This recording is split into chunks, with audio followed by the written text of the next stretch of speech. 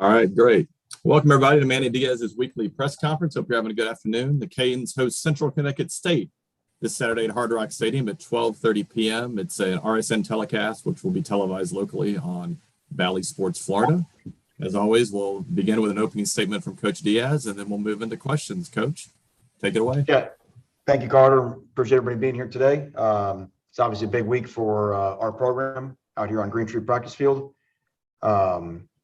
Have not started the season the way we wanted to. Haven't played to our expectation the first three games. We've got the ability now to analyze all of our performances and get this thing looking the way that we want. It'll be highly competitive out here this week, and look forward to seeing a better version of ourselves starting next Saturday back at home. And with that, open up for questions. Thanks, Coach. We'll start with Matt Shodell. Matt, go ahead. Oh, hey, Manny. So I was just, curious. Obviously, we haven't talked to you since you reviewed the film and saw everything. I was curious, sort of your gut reaction off watching it. I know you've said, some of the issues like the missed tackles, the drop passes, et cetera. But, were you surprised by things you saw on the film? And if so, why do you think some of those things might have happened in the game? Well, if I'm hearing your question correctly, I think that if there's a surprise, it's a surprise that players that miss tackles are players that have been, tackling well, the players that have tackled for a long time. Players that drop passes are players who've been dependable, have had good hands and made plays like that. It was a game where, very similar to the App State game the week before, where we had a chance to really take control of the game early on and did not do that through our own mistakes. And then once you don't do that, then you're going to be into a dogfight. It was a 3-point game going into the fourth quarter. But again, the turning the ball over 4 times while getting 0 yourself is just, you're not going to have a chance to win the football game. And I credit them. They stayed after us and found a way to make the plays at the end. Next up, we'll go to David Lake. David, go ahead. Coach, you said, practice will be different this week. I'm curious if you could elaborate just in what ways will practice be different? I guess does that mean like tackling is going to be happening in practice or not that much different, I guess? It's hard to bring people to the ground during the season, especially when you've got depth issues. But you can increase the pop and, we don't practice unphysically, and when you have an older and experienced team, and again, guys who have been in a lot of contests and have a ton of reps at blocking and tackling. Generally there's a certain way that you can treat that team. But there are some drills that we can do, and there are some things that we can do to get it hot out there. And that'll happen tomorrow. And because, our physicality can't be in question. It just can't. And majority of our issues in terms of tackling, for example, was stopping feet on contact against a runner that was not stopping his feet on contact. And it really doesn't matter who you play. I mean, obviously, their back is a hell of a player, but he had his cleats screwed in the ground and was turning his legs, and too often we were running to contact and not through contact, and there was a lot of the similarities in terms of blocking, running to contact instead of running through contact. We have to be a team that runs through contact. It doesn't matter who plays. I don't care who does it. It doesn't matter. I would say I can change a coverage based off DBs that are in there, but we got to find 4 guys that will set edges and get guys on the ground. And similar to us, offensively, up front offensively. We've got to find guys that seek out contact. It seems like, you're kind of hinting at like a cultural issue because it's both sides of the ball lacking physicality, right? I'm curious, do you feel like you maybe missed warning signs in this regard, in camp or in practices leading up to this game here? And have you kicked around maybe the idea of getting back to like a CEO coach approach, handing off defensive play calling duties? Do you feel like that took you away from maybe potentially seeing these warning signs? Well, let's address that 2 different ways. One, we went through training camp as hard and physical as all of our training camps. And it's hard because when you say, well, it's a culture issue. If it was a culture issue, then our defense line wouldn't have whipped their offensive line from start to finish. And again, if you look at the way that game, look at the way the Michigan State moved the football against us, everything was out on the edges. So it'd be hard to say, you got a football team that's not physical when you got a bunch of guys that are playing with extraordinary physicality, which I thought we did up front. That's the nature of having a big football team. It can be the actions of a few that can make it look this way for certainly everybody. I have a lot of guys that would be highly offended if they were told that they didn't play with physicality on Saturday. The issue is that I know defensively is the physicality of your defense is defined by your least physical defender, not your most physical defender. And that's what we got to find, and that's what we got to get going. So I don't think, to your point, I think if you would have watched us every day, I don't think there would have been the warning signs. We put them through a physical camp. But it's in season, and what the video says is we got to hit more, and we're going to hit more. Next up, we'll go to Chris Stock. Chris, go ahead. You touched on it there as maybe a change, but are there other changes you plan on making moving forward to get better results? What needs to change? You mentioned is playing time, is new players, is scheme. What kind of changes so keep getting these same results? Well, look at what we're talking about. So we've addressed the physicality part. We have to be intentional in terms of turnovers, both protecting the football and taking it away. We turned the ball over 7 times through 3 games after only turning it over 9 times a year ago. So whatever we've done in terms of ball security or ball disruption drills, we will do at an extreme different level this week. And again, you say, well, you could have done that from the beginning. These are the same drills, the same techniques, the same everything that allowed us to only turn the ball over 9 times all last season.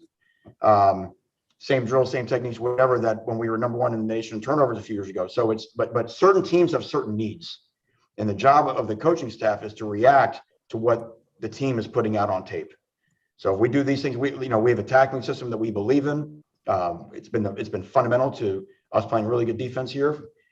If we're not getting that done with these guys, okay, then we turn the notch up to a different level, and that's just responding to what you see. So our issues in terms of whether it's the physicality aspect, whether it is the protecting the football and taking it away aspect, or whether it is catching the football, and again, the way we drill it, be even more intentional in how we drill it, and then red zone efficiency. And these are things that, and then I believe you mentioned this, Chris. These are things that if we're going all in on, and there's no emotion involved in this is just simply is what it is and pass fail, then it has to come down to playing time, right? Because if we've invested all these reps, if you've been in our program for 4 or 5 years, okay, and have been through whether it's a tackling system or how to catch a football or how to do this, how to do whatever. And if we're still struggling at this standpoint, then you got to go on to another guy. And just to follow up, do you believe there's a sense of urgency with your team, your coaches, yourself, to get this corrected? That's what I felt last night. And if there are ones who are not urgent, it will be hard. They will be. I imagine they'll be exposed this week. But I suspect that we have a lot of guys. We have a lot of guys with a lot of pride. We have a lot of guys that are hurt in terms of the way we performed over the first 3 weeks. So, like I said, I'm not worried about anybody's feelings right now. I'm worried about getting it the way it's supposed to look. Next, we'll go to Susan Miller-Degnan from the Herald. Susan, go ahead.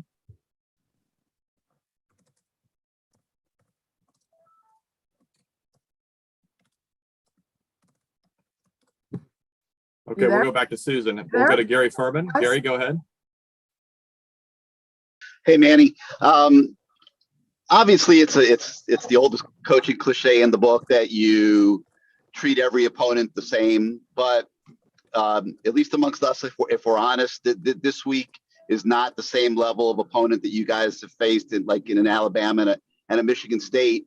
And obviously, you're trying to correct a lot of things here to get ready for a conference schedule. How do you balance that? How do you get, you're not going to get a true read probably on Saturday if you're really making progress in the areas that you need to make progress in.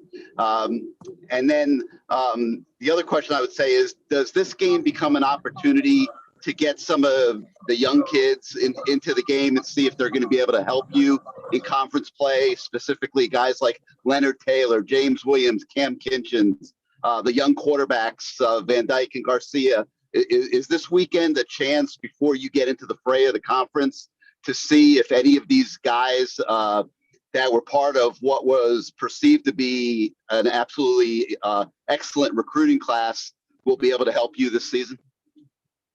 Yeah, I think this will be a great weekend for that. And it's not perceived to be. It is an excellent recruiting class. And these guys are only 3 games into their college careers. So in terms of what this weekend shows, though, I think what we found, regardless of opponent, it doesn't matter who you're playing. If you're wide open on third down and drop the ball, it's fourth down. And that's happened in all three games. It's been opponent has been irrelevant. Tackling. I mean, yes, tackling. There are some tackles that are harder than others based off of matchup and where you are in the field and space. But the how-to tackling, as I said, it's not a. There's no like it is. There is a way to tackle and there's a way to do it that's wrong. You know what I mean? So whether you're running your feet through contact or not running your feet through contact, whether you have your eyes up, wrapping up, all those type things. The opponent you're playing against, I mean, they have some factor in it, but our fundamentals are our fundamentals. And the physicality and the edge that you play with, I mean, yes, I mean, obviously when you talk about, comparing this team to the number one team in the country, you're dealing with two different things. But what we control is us, and we've played three good opponents, and there's enough on film that when we play well, we look pretty good. But there's certainly enough on film that when we don't, we can be beat by anybody. So it's our focus right now. We're not talking about opponents. We're not talking about goals. We're not talking about anything down the line. We're talking about us and getting our team to look the way that we think it should look. And then in terms of the younger players possibly getting the chance to play this weekend and just try to show that they can or can't contribute when the conference schedule starts a few days later. Yeah, no, which I mentioned. Yeah, I think that's absolutely on the docket for this weekend. That's on the docket for tomorrow. You know what I mean? I mean, those guys are going to get an opportunity tomorrow, out there practicing, and we'll see. If all those guys have been grooming along, I think those guys will be worth watching on Saturday for sure. Thank you. Next, we'll go to Tim Reynolds from the AP. Tim, go ahead. Thanks, Carter. Manny, I have two things, and they're kind of unrelated. The first, I heard you this morning on the radio, and I know you won't know about Derek or won't know more about Derek until tomorrow, but what is your level of concern at this point, just based off what you do know up to now? Well, the first thing I know is I never bet against that guy because, I mean, he was already like Willis Reed on Saturday and came back out there and did miss a snap, which I didn't think he would do. But obviously, I'm concerned for Derek. I mean, Derek has been, he's been through three physical games, so we'll see what that means. We've been repping the other two and continue to get those guys ready. And if those guys have to step in for Derek this weekend, we're confident in what they're doing and kind of excited to see them out on that stage and see how they respond to that. Yeah, the other thing I have kind of takes away from all the gloom and doom stuff, so I apologize. But I wanted to do something on, you have a 24-year-old quarterback and a 28-year-old punter, obviously, which is unusual. Every team has super seniors. Every team has older guys in locker rooms than usual this year because of the circumstance. How I know at 1 and 2 it might be difficult to ask this, but how much are you seeing your 22, 24, 28-year-old guys? How valuable can that be to 18-year-olds to kind of show them the way of how to do things at this level? Yeah, I think there's a maturity that comes with age. You see it. Sometimes our guys that transfer in that they've already kind of been through, the beginnings of a college experience. And that can help show the younger guys the way. But older guys, the other thing with older guys, though, that they have to make sure to keep their, sometimes a little bit of youthful naivete and ambition isn't such a bad thing as well.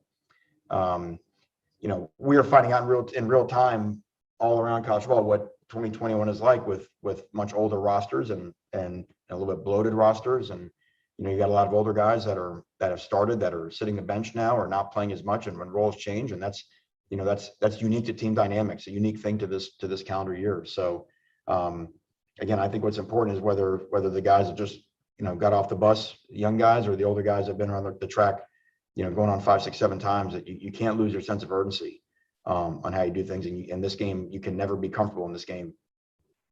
Thanks, Manny. Next, we'll go to Andrea Adelson. Andrea, go ahead.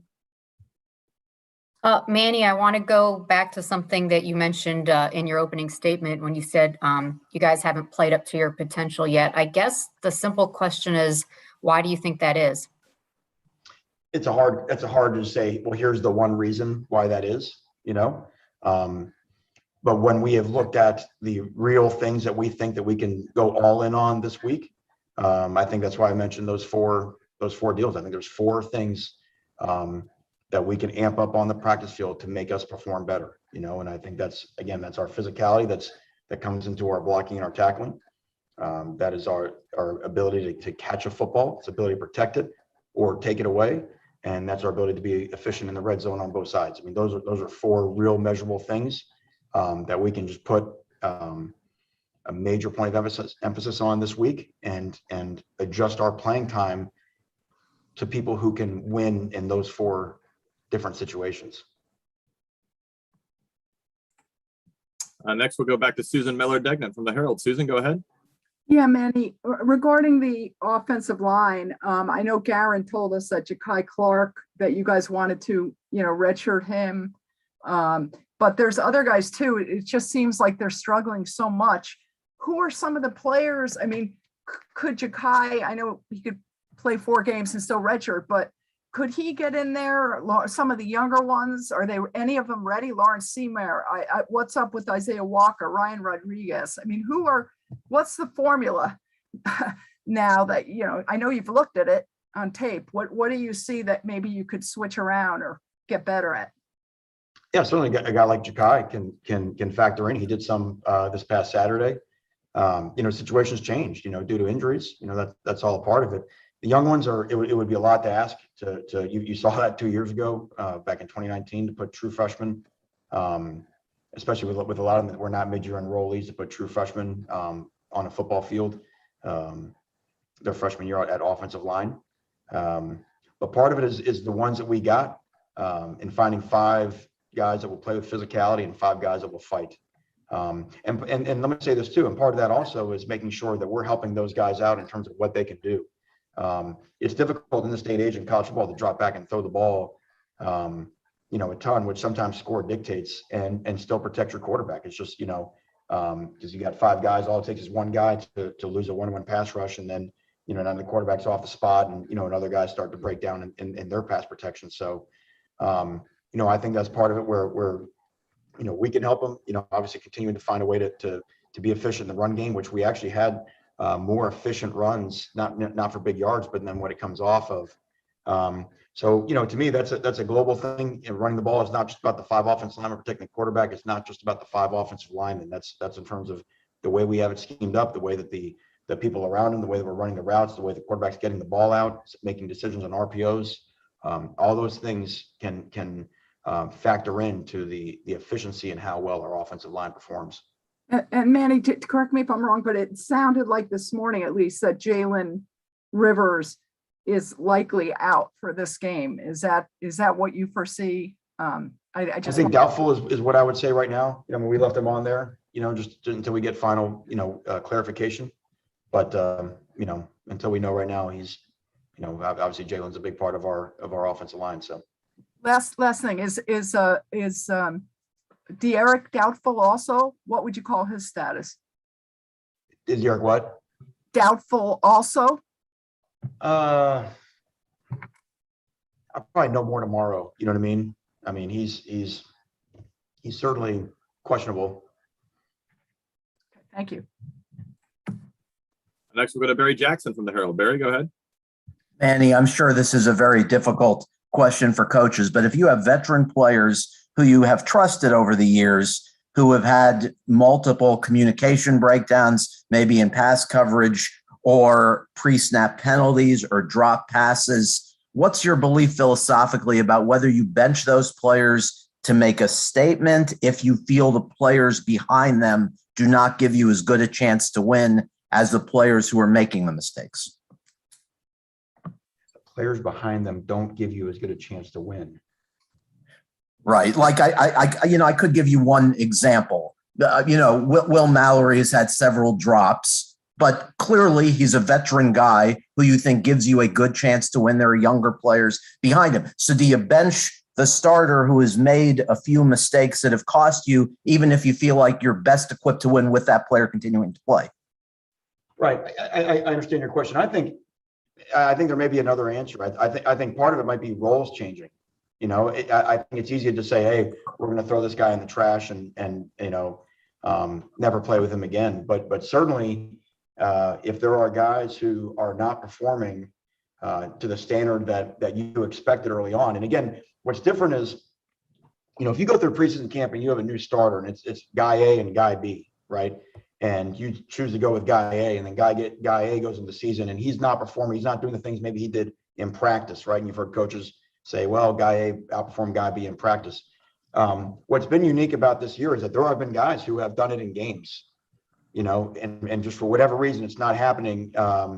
So they can do it. This is not just based off of like, well, they won, when you weren't watching. They won when you were watching as well. So you got to talk to that. You don't want your players to ever be tight, like they can't make a mistake. A person's going to make a mistake, but certainly the critical ones, you need your best guys. And to me, what it comes down to, Barry, is we got to make our layups. See, I think that's the part that's been the most frustrating for us with everybody in our program is, we're not making our layups. I mean, I know, a year ago, we had an issue with some contested catches down the field, and okay, I mean, those are lower percentage plays, but even some of the tackles we missed. I mean, we missed some layups. I'm sure Coach L's got a lot of shooting drills and whatnot, but I mean, guys, you're recruiting University of Miami and you're one-on-one, you're one-on-none on a hoop. I mean, you got to lay the ball in. So, again, I think we have to, we have to continue to press those guys. We have to make them feel that competition in practice. That's what I talked about you can't be a good football player feeling comfortable. And I'm not suggesting that's their issue. So you got to continue to push the competition and bring the other guys along. But that's why the way you worded, I don't know if you'd ever put a guy in that doesn't give you a chance to win. Those other guys, they have to be functional enough as well to give you a chance to win based off of what you see on the practice field. Thank you. Got time for a couple more. We'll go to Kobe Price from the Sun Sentinel. Kobe, go ahead. Thanks, Carter. Manny, kind of wants to ask you, based off how last season ended, and I guess through the 3 games from the start of this year, how would you evaluate yourself as a defensive coordinator in terms of, I guess, fixing the issues you saw at the end of last year, which obviously led to you promoting, or not promoting, but putting yourself in the position you are in the role that you're in? Well, I mean, right now we're 1-2, and to me, the whole point of being a defense coordinator is to help us win football games. So that's one thumbs up and 2 thumbs down. That's the only stat we want to lead the nation is we want to lead it in wins. And that we got to win the ones that we've got left on the schedule. So I still see things that are an improvement from where we were a year ago. I still see things that are keeping us from being the defense that we believe that we can be. I think our players see that. I believe that they sense that. And that's the never-ending battle. You know what I mean? To try to get it as good as you can get it throughout the course of the year. And last, go to Manny Navarro from The Athletic. Manny, go ahead. Hey, Manny. Obviously, you guys have had players let you down this year that have come through for you in the past. And it seems to me like maybe some of this could be mental type issues. I mean, yeah, I know you've had guys come in and speak to players. I think there's a sports psychologist, right, on staff. How do you sort of handle it from the mental standpoint? Because it just seems like a lot of this could be that. We talked through that. Yeah. Is there a pressing, sometimes, with guys with individual expectations, those type things. And that's the issue of a team, right? Because a team could be, if you got 100 guys, but let's say that there's, 40 to 50 that are playing a lot, that's 40 or 50 different mental psyches and mental mindsets. So it's hard. What could be affecting one guy's performance is not affecting another guys. So I think that's our job as coaches, position coaches, coordinators, and then the support staff we have. We want to have a building where there's a lot of doors open that if a player needs to come talk, in addition to our psychologist, about what's going on, whatever it is to allow them to be at their peak performance. Because, like you say, I listen, when they make a mistake, there's no one that's more disappointed than they are, right? And then they hear about it. As coaches, we can insulate ourselves from social media and those type of things. It's the world that they live in. And our guys get it hard, and it's hard because once negative thoughts get in your mind, that's easy to play on a loop. And that's where you don't want one drop ball to become a second drop ball or one missed tackle, because now you will certainly drop every ball you think you're going to drop before you get there. If everyone's ever, stood in front of a putt, a 5-foot putt, if you think you're going to miss it, you're absolutely right. And tackling, the same thing too. I've seen that with tackling before, where some guys, they get it so in their head that they're worried about missing a tackle that they're going to miss it, so getting our guys to play with confidence, but that's where you got to measure it. And that's what I think is part of the design of this week is to be. This week is, in a weird way, it sounds like we're trying to ratchet the heat up to beat them down. It's really the opposite. We're trying to ratchet the heat up to know that they can survive and they can thrive in that type of chaos. And again, there's elements from all three games against three really good teams, including the best team in the country, where our guys are doing that, where our guys are tackling and making hard catches over the middle. Harley made a great catch over the middle on Bama. So it's not like they can't do it, but greatness is being consistently good. And I think that's the issue with our football team. We have played three teams, okay, that are all good college football teams, right?